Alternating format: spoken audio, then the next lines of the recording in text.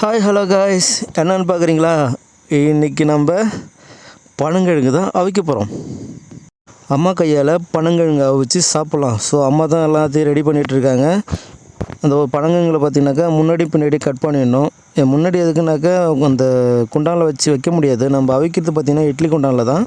அடியில் பார்த்திங்கன்னா வேரெல்லாம் இருக்கும். அடியில் பார்த்தா வேரெல்லாம் இருக்கும். அந்த வேரில் மண்ணெல்லாம் அதிகமாக இருக்கும். ஏன்னா நம்ம மண்ணில் தான் நோண்டி எடுக்கிறோம் பனங்கிழங்கு. ஸோ பனம்பழத்தை பொச்சாக்கா அந்த கொட்டை பார்த்திங்கன்னா அந்த வேர் விடும். அதுதான் அந்த பனங்கிழங்கு. ஸோ இப்போ நம்ம கட் பண்ணி அன்னக்கூடையில் தண்ணி ஊற்றி ஃபுல்லாக அலசி அம்மா போட்டுட்ருக்காங்க. இதை அப்படியே பார்த்திங்கன்னா இட்லி குண்டால் தான் போட்டுட்ருக்காங்க. இட்லி குண்டால் அப்படியே நம்ம அடிக்கிட வேண்டியதான். ஸோ அலசினா தான் அந்த மண்ணெல்லாம் போகும். அதனால தான் அலசி ஒரு வழியாக இட்லி குண்டானில் வச்சாச்சு. அடுத்ததாக இட்லி குண்டானை எடுத்துகிட்டு போயிட்டு ஸ்டவ்வில் வச்சுக்க வேண்டாம். கேஸ் அடுப்பு தான். அதில் பார்த்திங்கன்னா உப்பு போட்டு மூடிடலாம். மூடிட்டு கேஸை பற்ற வைக்கலாமா? ஓகே, கேஸ் ஆன் பண்ணியாச்சு. லைட் எடுத்து சாக். ஓகே கைஸ், நம்ம அடுப்பும் பற்ற வச்சாச்சு. இதுக்கப்புறம் நம்ம பாதியில் பார்க்கலாம் எப்படி இருக்குன்னு சொல்லிட்டு. இப்போ நம்ம பாதியில் ஓப்பன் பண்ணுறோம். எப்படி கொதிக்குது பாருங்கள், அப்படியே நுர விடுது. செம்மையாக அனலாக இருக்குது. சரி, நம்ம மூடி வச்சுட்டு இன்னும் கொஞ்சம் நேரம் பார்க்கலாம்.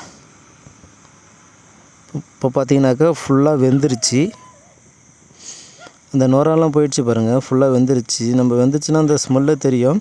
சரி, நம்ம ஒரு கிழங்கு எடுத்து சாப்பிட்லாம். நல்லா பெருசாக முத்தின கிழங்கா. இப்போ எல்லா கிழங்குமே முத்தி தான் இருக்குது. ஓகேவா? கிழங்கு முத்தி இருந்தால் தான் அந்த டேஸ்ட் நல்லாயிருக்கும். அதோட கிழங்கு டேஸ்ட்டாகவும் இருக்கும்.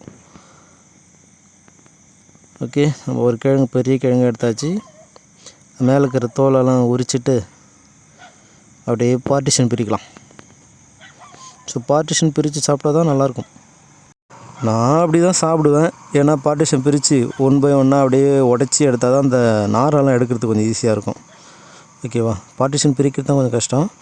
பிரிச்சுட்டு அப்படியே அதை உடச்சாக்க அந்த நார் பேர்த்துட்டு வருது பாருங்கள். ஸோ அப்படி தான் ஈஸியாக இருக்கும் இந்த நாரை பிச்சுட்டு சாப்பிட்றதுக்கு. ஸோ கிழங்கு முத்தனை கிழங்கு தான் சூப்பராக வெந்திருந்தது. உப்பெல்லாம் ஏறிட்டு இருந்தது. இந்த டேஸ்ட்டும் சூப்பராக இருந்துச்சு.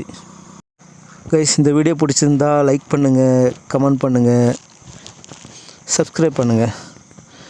ஓகே, பனங்கிழங்கு யாரெல்லாம் சாப்பிட்ருக்கீங்கன்னு சொல்லிட்டு கமெண்டில் சொல்லுங்கள். நான் கிட்டத்தட்ட ஒரு 4-5 பனங்கிழங்கு சாப்பிட்டேன். செம்ம டேஸ்ட்.